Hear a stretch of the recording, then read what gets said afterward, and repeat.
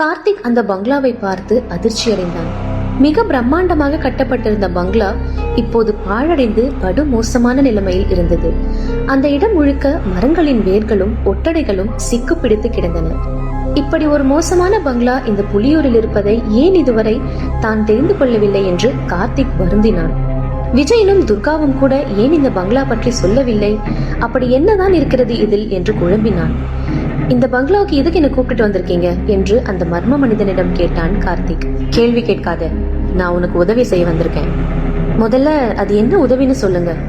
சொல்றேன், என் கூட வா என்று அவன் பங்களாவின் வாசலில் இருந்த அகண்ட கேட்டை திறந்து உள்ளே நுழைந்தான்.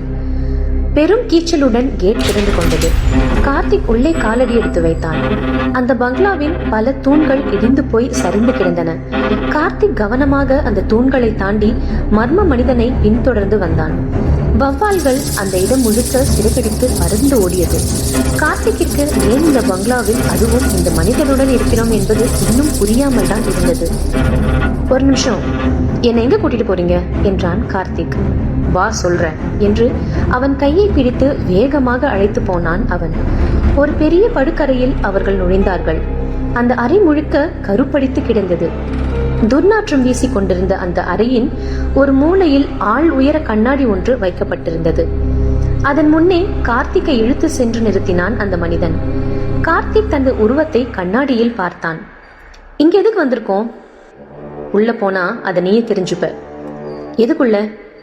இந்த கண்ணாடிக்குள்ளதான் என்ற மர்ம மனிதன் கார்த்திக்கின் தோள் பட்டையில் கை வைத்து தள்ளினான். அடுத்த நொடி கார்த்திக் கண்ணாடிக்குள் நுழைந்து நட்ட நடு ராத்திரியில் ஒரு மண் சாலையில் விழுந்து கிடந்தான். கார்த்திக்கின் இமைகள் மெல்ல திறந்தன. விழிப்படைந்து எழுந்து அமர்ந்த கார்த்திக் அதிர்ச்சியில் உறைந்து போனான். சற்று முன்பு வரை பகலாக இருந்த பொழுது எப்படி இரவாக மாறியது என்று அவனுக்கு ஆச்சரியமாக இருந்தது. மேலும் ஏதோ ஒரு பாழடைந்த பங்களாவில் இருந்த நான் இங்கு எப்படி வந்தேன் என்றும் அவன் யோசிக்க தொடங்கினான். அங்கிருந்து எழுந்து அந்த மண் சாலையில் செல்லும் பாதையில் நடந்தான். சிறிது தூரத்தில் அவன் ஊருக்குள் இருப்பதை உணர்ந்தான். இது என்ன ஊர்? பார்க்க புலியூர் மாதிரி இல்லையே என்று முணுமுணுத்துக் கொண்டு கண்களை பரப்பினான் கார்த்திக். புலியூரில் இருப்பவை எல்லாம் அநேகமாக அனைத்தும் ஓட்டு வீடுகளும் கல் வீடுகளும் தான். ஆனால் இங்க இருப்பவை எல்லாம் கூரை வீடுகளாக இருந்தது.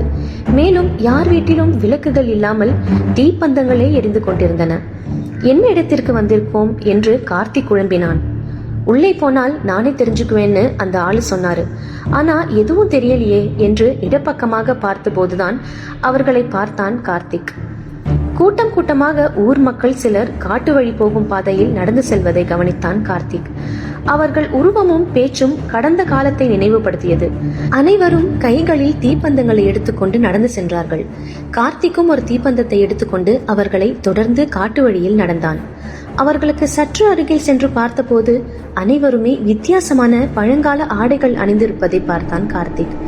2021ஆம் ஆண்டிலிருந்து பல வருடங்களுக்கு முன்னால் கடந்த கால உடைகளை அவர்கள் அணிந்திருப்பது அவன் குழப்பத்தை மேலும் அதிகரித்தது. நடப்பது எல்லாம் என்ன மாயம் என்பதை அவனால் அறிய முடியவில்லை. கண்டிப்பாக இந்த இடம் பல ஆண்டுகளுக்கு பின்தங்கிய இடமாக இருக்கும் என்று அவனால் உணர முடிந்தது. அந்த சிந்தனையில் மூழ்கியவாறு கார்த்திக் அந்த மக்களின் பின்னால் நடந்து கொண்டிருந்த போது தெரியாமல் கால் தடுமாறி தவறி கீழே விழுந்தான். கீழே விழுந்ததில் சறுக்கி அவன் ஓடையில் விழப்போனான். ஆனால் நல்ல வேளையாக ஓடைக்கு மேலே நீண்டிருந்த மரக்கிளையில் பற்றி கொண்டதால் அவனால் தப்பிக்க முடிந்தது. இருந்தாலும் அது நீண்ட நேரம் நிலைக்காது என்பது வருத்தம்தான். மரத்தின் கிளை கார்த்திக்கின் உடல் எடையை தாங்கும் அளவுக்கு இருக்கவில்லை என்பதால் அது கொஞ்சம் கொஞ்சமாக முறிய ஆரம்பித்தது. கிளை முறிந்து விழுந்தால் ஓடையில் விழுந்து அடித்து செல்லும் நீரில் சென்று இறந்து போகவும் நேரலாம் என்பது கார்த்திக்கிற்கு தெரிந்தது. கிளை முறிந்து விழுவதற்குள் தனது உடலை பின்னால் வளைத்து ஒரே எக்காக தாவி குதித்தான் கார்த்திக். கிளை முறிந்து ஓடையில் விழுந்தது.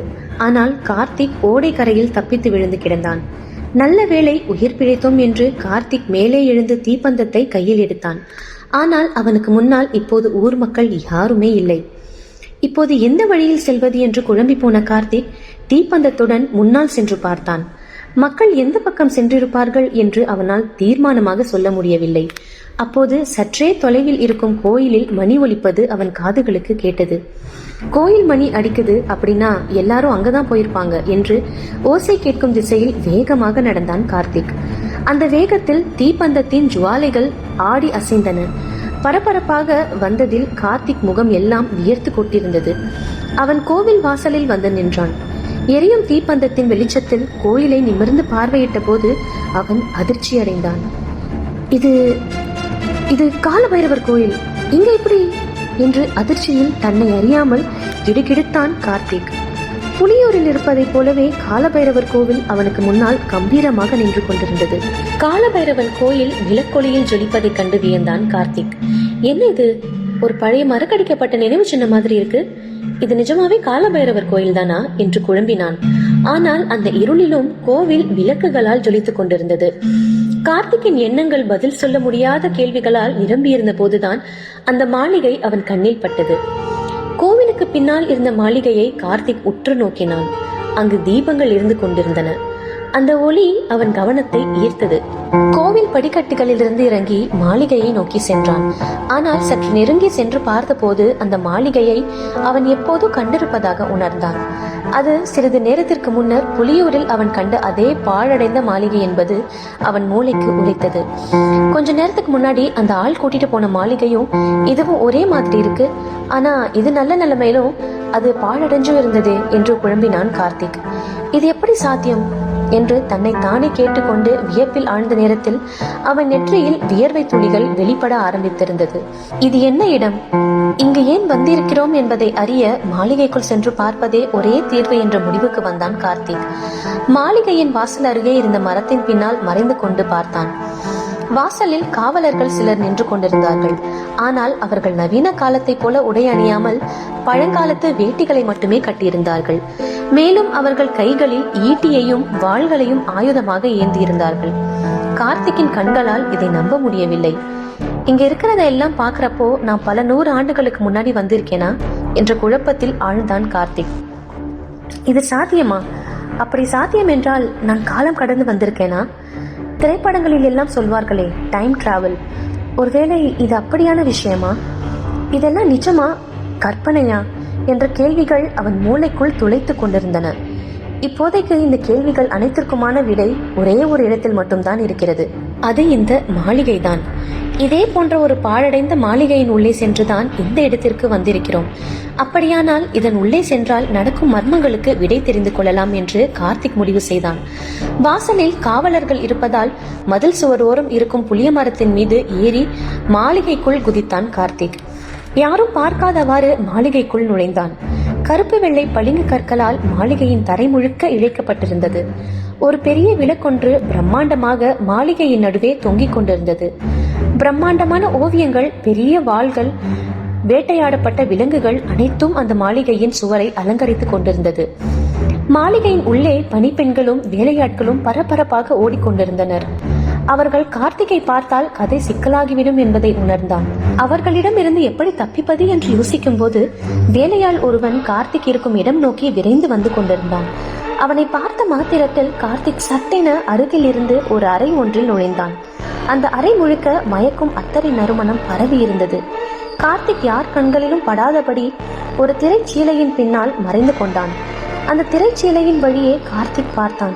ஒரு பெரிய படுக்கையின் மீது யாரோ அமர்ந்திருப்பதை அவனால் பார்க்க முடிந்தது. கண்டிப்பாக இந்த ஆளுக்கு வயசு அதிகமா இருக்கும். ஒருவேளை இவர்தான் அந்த மாளிகையின் ஓனரா என்று எண்ணினான் கார்த்திக். அந்த ஆளின் முன்பே ஒரு விலையுயர்ந்த நெக்லஸ் இருப்பதை கார்த்திக் கவனித்தான். எல்லா விரல்களிலும் மோதிரம் போட்டுக்கொண்டு அவர் வாய் வெற்றிலையை குதப்பி கொண்டிருந்தது. திடீரென்று அந்த மனிதன் சீக்கிரம் வா என்றான். கார்த்திக் அதை கேட்டு மிரண்டு போனான். இந்த நேரத்துல இவர் யாரை கூப்பிடுறாரு? இந்த ரூம்ல வேற யாரும் இல்லையே என்று கார்த்திக் சந்தேகத்தில் மூழ்கியிருந்த போது மெல்ல கொலுசொலிகளுடன் ஒரு பெண் நடந்து வருவதை அவன் பார்த்தான். திரைச்சீலையின் வழியே அவள் முகத்தை அவனால் பார்க்க முடியவில்லை. யார் இந்த பெண்? பார்க்கவே சின்ன வயதாக இருக்கிறாளே என்று ஆர்வமுடன் பார்க்க தொடங்கினான். அந்த இளம்பெண் கட்டிலில் அமர்ந்திருந்தவனை நெருங்கி எதுக்கு இவ்வளவு அவசரம் என்று அவன் அருகில் வந்தாள். நடப்பதையெல்லாம் கார்த்திக் உன்னிப்பாக கவனித்துக் கொண்டிருந்தான். அந்த பெண் ஒரு சிகப்பு நிற சேலை கட்டியிருந்தாள். அந்த சேலையின் மறைவில் தெரிந்த அவளின் இடையழகு கார்த்திக்கின் கண்ணை பறித்தது. அவள் அங்கங்களும் வளைவு நெளிவுகளும் கார்த்திக்கை திக்குமுக்காட வைத்தது. ஆனால் அவன் அவளின் முகத்தை காண்பதிலேயே அவன் குறியாக இருந்தான். அவள் அழகிய அணிகலன்களை அணிந்திருந்தாள். அவள் தனது தலைமுடியை அவிழ்த்துவிட்டு மெதுவாக அவன் மடியில் அமர்ந்தாள். கார்த்திக்கால் இப்போது அவள் முதுகை மட்டுமே பார்க்க முடிந்தது. எப்படியாவது அவள் முகத்தை காணும் வாய்ப்பு அமையாதா என்று தவித்தான். எதுக்கு இவ்வளவு நேரம் என காத்திருக்க வைக்கிற என்றான் அந்த ஆள். அவள் மெல்ல புன்னகை பூத்தாள். ஆனால் காத்திருப்பது கூட சுகம்தான் என்று அவன் மெல்ல அவள் உடல் முழுவதிலும் தன் கைகளை ஓடவிட்டான்.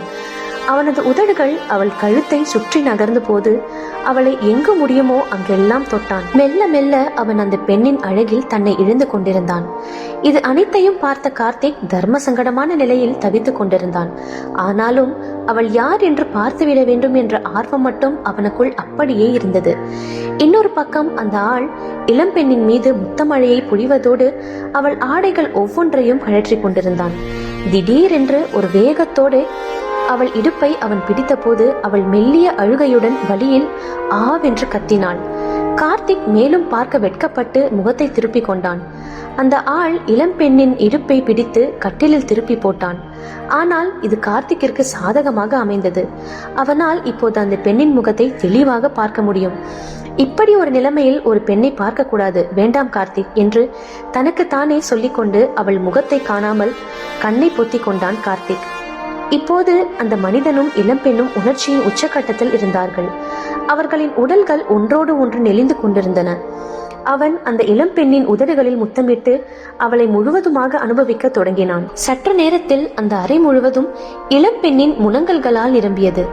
நடப்பது எதையும் காணாமல் கார்த்திக் தன் கண்களை மூடி திரைச்சீலையின் பின்னால் நின்று கொண்டிருந்தான்.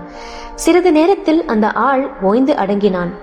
அவன் விரைவாக எழுந்து தனது ஆடைகளை சரி செய்து கொண்டு அங்கிருந்து வெளியேறினான். அவன் வெளியே சென்றதை அறிந்த கார்த்திக் தன் கண்களை மெல்ல திறந்து அவளை பார்த்தான். தன் உடல் முழுக்க போர்வையை சுற்றி கொண்டு அவள் மெத்தையில் இருந்து எழுந்தாள்.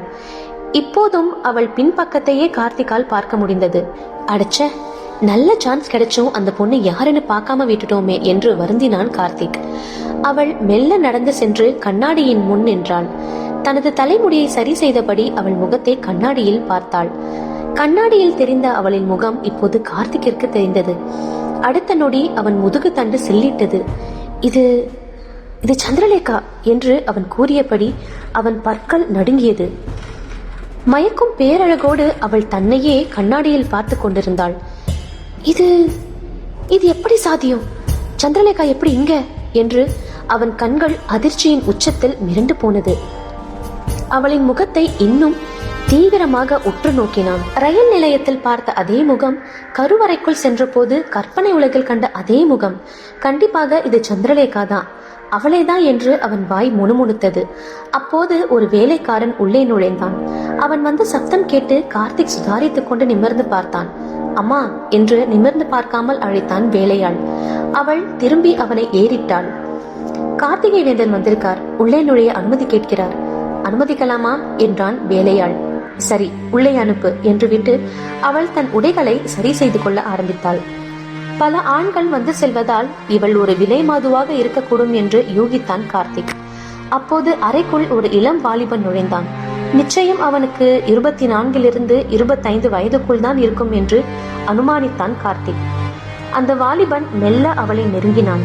கார்த்திக் அந்த வாலிபனின் முகத்தை அங்கு எரிந்து கொண்டிருக்கும் நெருப்பொலியின் வெளிச்சத்தில் முதல் முறை கண்டான். சந்திரலேகாவை பார்த்ததை விட இப்போது அவன் கண்கள் அதிகமாகவே அதிர்ச்சியில் உறைந்து போயிருந்தது. காரணம், அந்த வாலிபனின் முகம் அச்சு அசலாக கார்த்திக்கின் முகத்தை போலவே இருந்தது. கார்த்திக்கிற்கு முழு உலகமும் சுற்றுவது போல் இருந்தது. இது எப்படி என்ன மாதிரியே இங்கு இன்னொருவன் இருக்கிறான் என்று அவன் குழம்பினான். ஒரே முகம் கொண்ட இருவர் எப்படி ஒரே நேரத்தில் இங்கு இருக்க முடியும்? இங்கு என்ன நடந்து கொண்டிருக்கிறது என்று அவன் சந்தேகத்தில் ஆழ்ந்தான். அந்த வாலிபன் சந்திரலேகாவை நெருங்கி அவள் அருகில் அமர்ந்தான். அதை பார்த்து கொண்டிருந்த கார்த்திக் வெட்கத்தில் கூனி குறுகினான். அவள் அந்த வாலிபனின் மேல் சட்டையை கழட்டினாள். அப்போதுதான் கார்த்திக்கிற்கு அடுத்த அதிர்ச்சி காத்திருந்தது. அவன் உடம்பில் இருந்த அதே குறியீடு அந்த வாலிபன் உடலிலும் இருந்தது. இது எப்படி சாத்தியம்? என் முகம் மட்டும் இல்லாம என் பிறப்பு அடையாளங்களும் இவனுக்கு அப்படியே இருக்கு என்று திரை சீலைக்கு பின்னால் நின்று கொண்டிருந்த கார்த்திக்கிற்கு வியர்த்து வழிந்தது. சந்திரலேகாவும் அந்த வாலிபனும் மெல்ல முத்தமிட நெருங்கினார்கள்.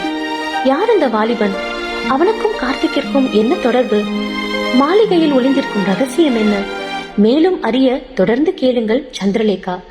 இந்த வீடியோவை லைக் பண்ணுங்கள், உங்கள் ஃப்ரெண்ட்ஸ்க்கும் ஷேர் பண்ணுங்கள். அப்புறம் எங்கள் சேனலை சப்ஸ்கிரைப் பண்ணுங்கள்.